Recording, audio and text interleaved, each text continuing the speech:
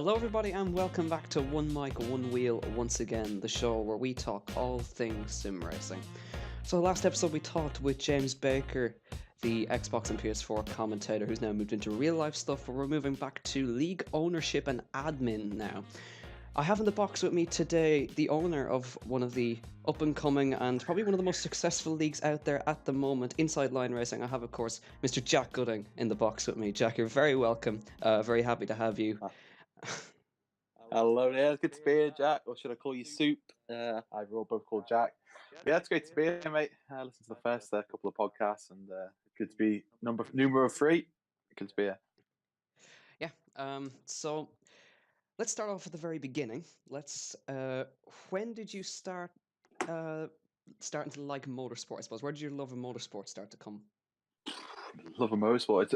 It's a real fickle one because none of my family have really been massive motorsport fans. I'm the oldest of 6. I've got 3 younger brothers, and none of them have an interest in Formula One or any sort of motorsport. All massive football fans.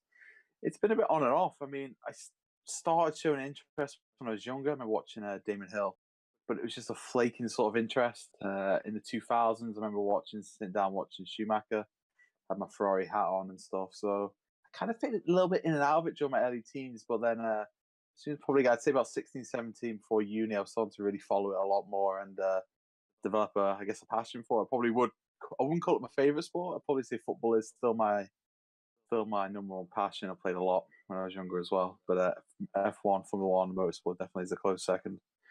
Yeah, Yeah. So then, how did you start league racing? Then, where did all this esports come in? it's weird. It's weird because I played F1 games. God knows how long. Like I remember PS2, like smashing out doing the career modes, and it was F1 2016, and I was just getting bored of it. Like career mode, there must be something else. Like surely people race against each other because I was doing these online lobbies. And it's just a disaster. And I just thought, I'll have a look on Reddit, or I think it was Reddit, and I discovered a league, and I messaged them, and they let me race for them, and I won the title my first season there. And I kind of just Those snowballed were the from that. days. F1 2016 when I was quick and relevant. Now I'm just finito in the bin. F1 2018. Just don't play the game enough nowadays. But no, it's just weird. It just snowballed from there, and it happened pretty quickly because from league racing to starting ILR. I think it was I joined league racing in October 2016, yeah, 2016, and then ILR started May 2017. Yeah. So, what was the inspiration behind starting ILR? Is my next question. Why did you decide to do that? There's a few reasons. I mean, probably the main one is, I mean, tongue in cheek comment. I just wanted something that I think could fit the bill, something I think we could do better. When I did minimum league experience, minimum league knowledge. I didn't really know many, if any, other leagues out there to the one I was in at the time, and I just thought, heck, I could probably do this a bit better. Maybe I wanted to do 50%, and me and Jamie, yeah, Jam Dog, King MJJ himself, we got the ball rolling on Inside Line Racing. Just got a few of our pals together, and it's just started with one tier. Then he let me kind of just take the reins a little bit because God bless him. He tries, but he's useless. But he's not listening to this. But fair enough. He took more of a backseat and let me take the reins. And we had 20 drivers. Where I got around a little bit. We got comments. Spoke to you and Eva as well. Shortly after a few races, like we need commentators. I don't even know how I found you guys, but It's pretty random. yeah, it was. I can't even remember how I did it. Maybe I just searched commentators on Twitter. It might have been something simple as that. I was like, First guy that that came was some. up. Yeah, no. But Exposed. no, I don't. Can't remember what it was. But still, from there, I just think we wanted a fair environment, a clean environment, just something to have a bit of fun with. And I've always tried to keep that philosophy: is keep it fair. Don't have these cliques. Don't have any preferential treatment. I've always, even like some of my best friends are in the league. Like I gave a race ban to one the other week because he's trying like a knob. Uh, Jamie, like I treat everyone the same because if you start showing press like favors towards people, then people are going to catch wind. And I'd rather be the bad guy to everyone instead of kissing people's asses for others. So I don't know. I think it's just that, just keeping it fair. I'm a bit regimental, I guess, at times, but I guess that's why it's been successful. I don't know. Well, how do you? Of course, you've got your own job, you've got your own life outside of league races. So how do you end up balancing all the admin with your own job? It must be hard work. Yeah, yeah, it's pretty intense. I I work normally about 7 till 4. I try and do some admin in my lunch if I can. Maybe some when as soon as I get in because the office is pretty quiet about 6:45. Luckily, I'm a geologist, so I have my own desk. I have like big dual screens, massive PC, so it's quite handy in that respect where I can just dabble here a little bit if I need to. But most of the time, I'm pretty flat out. Got a nice setup now in my home. We've got dual screens and a nice PC and stuff where I can do admin. Actually, got the forum open as we speak. So yeah, it's tough. It's tough. Super. It's balancing act, and I've got to also keep the kitten and my girlfriend happy as well. That's probably the hardest one. That's probably the hardest one. But no, I manage. I think my job as well, even though it is quite demanding, I think that sort of job does allow me to do as much as I can around, which is good. It's good. And of course, you're not alone in the admin aspect as well. You've got others helping you out. So, with that regard, who do you think has been the biggest help when you started bringing in admins to help run the league? Who do you think has been the biggest help to you in that regard? It's the biggest help as admin. I mean, we've got myself and we've got Scott on the PS4. We're the only two our main admins. We've got a lobby host obviously, but me and Scott do all the work. And then it's different perspectives. I mean, Galshi Ellis, he's the Xbox admin. He's done absolute wonders to create the league on the Xbox side. We have got we did have in season 4 the quickest Xbox tier probably in the world. A bit we could flat that if we wanted to. So he's brought that along to leaps and bounds. We've got 3 tiers off the bat there. Successful season Xbox. Maybe needs a bit more tweaking and sort of like the admin side of it. Maybe bring that more to the forum. Scott, he saved my bacon quite a bit on the PS4 because I manage all the tiers on the Thursday. Then he's kind of took more control of the ones on Sunday, my tier 1 and 2. So while my head's gone on Thursday and Friday of PS4 and Xbox, he's there to help me carry over the line of another race week. So he's been fantastic. I think I would have had a mental breakdown now if it wasn't for him. But yeah, Alice is on Xbox. He's been fantastic. I'm surprised. I was very careful picking the admins. Like we've literally got 3 or 4. We've also got steerage as well in now for season 5 for Xbox. So I don't like to share the workload too much because I know I'm quite a demanding arsehole. I have these standards that I do. I'm like, well, can you do that as well? So I think they know I'm quite difficult, but I press on it quite a bit, but I don't like to give responsibility away too easy, and I want to make sure it's the right sort of fit. And I think the 3 other guys that I've got at the moment, steerage as well, I think they're quite calm, calculated. They don't really say much topical stuff on the timeline. They keep to themselves, and I think that's what we need. And that's probably helped. Yeah. So after all of that, what do you think in your own mind? What do you think is actually the secret to running a successful league, or is there a secret? Hard work. You've got to put in the hours. You've got to be patient with drivers, and you've also got to remind. It's like herding cats with Formula One. These Formula One drivers. The amount of times I send out reminders to each week to these tiers to each week, just because half the time they forget the race. Some of them just forget the race, and some of them never show up again. I think you just gotta have to be persistent. You're gonna have to keep your head. You you have to really watch what you say as well, especially with all these screenshots nowadays. And you have to be fair. I think that's the most important thing. You have to be fair, and sometimes you have to make tough decisions. Sometimes I've kicked people out of the league, but they kick up a fuss. But it's because I want to protect the majority of the drivers in that tier or in the league as a whole. So you have to make tough decisions. You have to be fair though, and you have to put the hard work in. I think being fair and hard work is probably the 2 I'd say are the key. It's not easy. I'll tell you that now. If you want to start a league, really think about it because you have to put in a lot of time if you want it to be a success. I mean, if you want it to just be a social with your friends, by all means. But yeah. Yeah. So I just pulling up a question from Twitter to kind of go with this as well. Oh no. Now, trust me, it's not bad. There are some bad ones. I won't read them out here. But this is a question from Red Matt, the GT Sport coordinator. Oh yeah, Matt. Did you ever think that ILR would actually ever get this big? Oh God, no, no. No, so I mean, you joined me. You joined ILR Soup with when we were in the infancy, like just a month old. And, Round 3, season 1. round 3, season 1. what a vet! You can call you a vet now. Mm. But it's like I said to Jamie. I said to a couple of the admins at Scotland, I was like, I don't get it. I still don't get it. I take it as a compliment, obviously, but I never envisaged it being this big so quickly. Maybe like years down the line. I have no idea. I didn't even have a plan when we started. I thought, maybe a couple of tiers, 2, 3 max. That'd be good. Sit on that for a while. Yeah, have a nice. But I mean, we could be looking at possibly.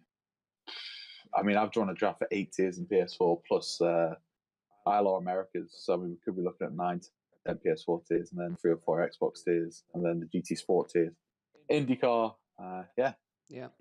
it's Depending growing. on But how Dirt Rally turns up, it could be another league on that as well. So yeah, there's a lot. that'd be There's great. a lot. I'm kind of sitting on the Debt Rally one. That'd be good to get that going again. Yeah. It was relatively successful, but it's just it's hard to pull that sort of community in. They're obviously a different clique from the F1 guys, but enjoyable.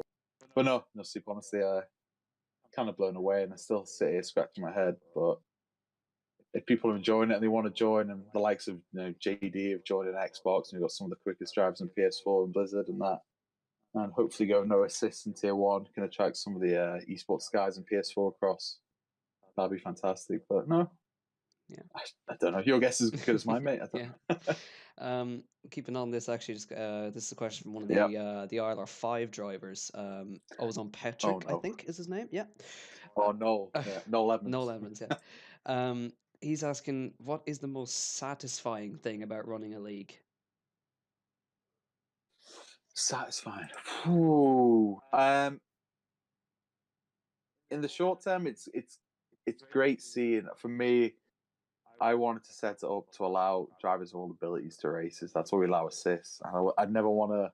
I'm never going to segregate assist and no assist tiers. So we've weaned off assist towards the top, but we'll keep that ILO 1 to 7 or whatever it is. But I think it's just great to see these drivers that come in, like the amount of drivers in ILO 6 and 5 that are just brand new to their league racing. Noel was brand new this season. Krieg on ILO 5 brand new, and like they've just flourished. Like they've took it like a duck to water. They've led a no assist. I think Krieg is 1 out of 5 is probably going to be ILO 3 or 2, and it's just nice to see these guys who've just come out of nowhere, wanted to join, and just come so involved with the ILO community, league racing, just enjoying doing what they're doing. And I think that's what it is. It's just enjoying what they're doing, and they're enjoying it. And seeing people enjoy it, and seeing the community grow. We've got Discord going now. It's also a big plus. It's hard. I think just see the success of the league just makes you, I guess, proud as well. People put a lot of time into it, and it's nice to see. I think that's more of a bigger scale, but individually, just seeing the drivers enjoy themselves and see these friendships formed as well that they would never have had if it wasn't for ILR. I quietly sit there in my armchair, nodding like, yes, I am pleased. But no, it's good. It's good. Definitely a social aspect to it, which I think I find pleasing.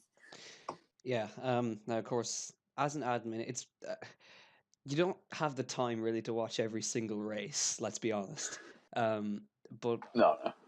From what you can remember, Jess, one of the commentators, obviously, she's asking, what has been your favorite ILR racing moment out of all the 4 tiers across all seasons, if you can remember? Well, I can be biased and say my win in Australian ILR 3 last season, starting 16th and winning. That'll be my personal highlight. But as a driver's point, the best race, man, that's tough. That is really tough. I don't know about a race because it's quite hard to say. I mean, even just Abu Dhabi on Sunday of ILR 1, it's like the leaders, 4 cars, all going for the lead, half a second of each other in like the last lap. I mean, that's crazy. But I think I couldn't pinpoint a race, but I can pinpoint moments which really stand out, which made me laugh. And I mean, we had Paga in ILR 2 last season, had a puncher. Corey in ILR 1, season 1. He was going for the title, but he decided to retire in the pits with a working car. I mean, the mind brought out a safety car as well. I remember it well. Brought out a safety car. Gifted Mike the win. But best moment, I mean, it's hard to say. I mean, I'm half tempted to say the Xbox. Seen the first Xbox race of the season. Seen some of the drivers that have joined of big YouTubers, Limitless and Martin and stuff to join ILR and race. See them in Australia. I mean, I was really really pleased to see. Just makes me think, wow, we've come a long way. But nah, I couldn't. I'm struggling to really pinpoint. I don't think it's really fair to single out one race because there's been so many good battles across the tiers. I have to be diplomatic in my response. Yeah. Yeah. But have you actually, of course, if you've created this big community, but have you actually met any of the guys in real life? Well, I know Dan Clark. I've been best mates with him for like 10 years, and I lived with him for 7 years. Oh, So, poor but you. apart from that, I've not met anyone. No, I haven't. Do you plan to? Absolutely no. Well, if I get time, but like every time I book a holiday, it's with my girlfriend or with my actual uni pals or something. So time's a bit limited for me because I'm working 40 hours a week and I have the weekends and I'm just dead. But if anyone's in Monza in the September, I'll be there. Yeah, I know there's a few Come of the and guys. find me. I'll be 10-1 in my T1. Mercedes shirt, British flag wrapped around me. Me slide in front of the Azuri as Hamilton wins. Oh yeah, that's fabulous. So season 5, of course, just announced today. It's in about an hour's time the sign-ups open. I think as we're recording this. Yeah, it's just at 6 o'clock. Yeah, just in an hour's time. We're going to kick it off. Yeah. Crazy. So how are the tiers looking from that perspective? Ooh, I don't know if I can reveal much about that. It is looking good. We've got about 200 people signed up already. Yeah, That's a lot. I think. Yeah, we had a look at the driver retention. I think we've got 92% driver retention PS4. I think only like 8 drivers have left out of all the 6 tiers. So I think on paper we've got literally a full grid of 6 tiers already before public sign up. So that's good. Obviously, with drivers come and go, so we averaged a lot. It's a high driver turnover. I think most of these will see that. So I'm always a bit paranoid. The fact I don't want to expand too much, go 7, 8 tiers, and then you've got 2 or 3 tiers only got 10 cars on. Like it just doesn't. It's not exciting enough. I'd rather a full grid, so I have to be careful about expanding at the right moment. So if we get another 30 or so, we'll probably go to tier 7. If we get 60 new PS4 drivers, we might go tier 8. But have to wait and see. But no, it's going good. There's going to be a few surprises that I'm going to shuffle up quite a bit. I think so it'll be interesting to see what they make of it, and also the car selection, which we've changed this year for PS4 guys. We'll be ranking them. So see how that goes. Obviously, we can change it if it's not a success. I'm always open to changes. And the Xbox, we're getting all the same guys near enough. Still waiting for a few to confirm the top tier. But JD's racing, Martin's racing, Joe's racing, more so. I can't remember the top of my head, but yeah, looking good. We're all looking good. Need to crack on, see who else signs up. Few returning faces as well, which is good to see. Yeah. Can't reveal too much though, Soup. Can't say too much because I'm like, amount of DMs I get, you say, which team am I in? Who's my teammate? Which car am I? I was like, I can't say, mate. It's good though because they want to know, but you have to give it a week or two until we've sign-ups are open and they've calmed down. But ILR Americas will be fantastic as well. That'll be great just to get one tier. We've got Odems and Alan running the show there, so that should be in good hands. Good to see Alan back. It's been a while since we saw him, so I'm glad to have him back. Yeah, I missed him. Yeah, I'll give him the ILR commentators chat. No, he's a good egg. So yeah, he's took a break, but we're going to sort him out with a copy of F1 2017, 2018. 2018, sorry. 2018. And then so 2017. Yeah, that'll be good. I'm looking forward to that. And just, I know you mentioned expansion there, but actually looking further down the line even more, where do you see ILR in about a year, 2 years' time? If you asked me this question last year, I wouldn't be able to tell you. It's just how things present itself. I mean, I wouldn't have thought to do an ILR Americas if like a team like Odems, Alan, a few of them came to me and said, "Hey, we like what ILR are doing. Can we set this up with you?" And I was like, "You know what? Let's do it." So I mean, I'm open to it. I really want to go an Xbox on the American side. Let's maybe try to do that. Australasia, Oceania. Mm-hmm. I think that's always an option. I think there's quite a big Xbox following on that sort of side. I've seen quite a few comments regarding that front. Something like that I'd like. PC is also an option, but again, I'm kind of out of touch with the PC side of things and the drivers in that community, so that may be a little bit more difficult. We have to play it by ear. I'm always happy with what we've got. Like if we had this for like the next year or two, I think there's no shame in that. I'd only ever grow if I felt we could or we need to. But at the moment, I'm just going with the flow, which I always have done, which seems to be working. God knows why. And we'll round out with one last question. I think all the community really wants to know this one. Okay. Paul McGuinness or Owen Wyatt? Choose. For what? In a general sense, there's no In a context in the tweet. All right. Oh, that's a tough one. I'm gonna go for Paul because of our GTA sessions. So Paul gets a nod for me. Paul gets the nod. Personality of the year 2 times in a Sorry. row. Oh, there you go. Sorry, Owen. Control your anger, bud, and maybe we can talk. On that note, I think it's time we end this. But Mr. Gooding, thank you very much for coming on. Cheers, Jack. Wish you continued success for season 5. I'm of course back there for ILR 2 for the 5th season in a row. God help me. But Oh, cheers, mate. but thank you all for listening to One Mic, One Wheel, available on YouTube, Anchor, and Spotify. And we'll see you next time for episode number 4. Thank you and goodbye.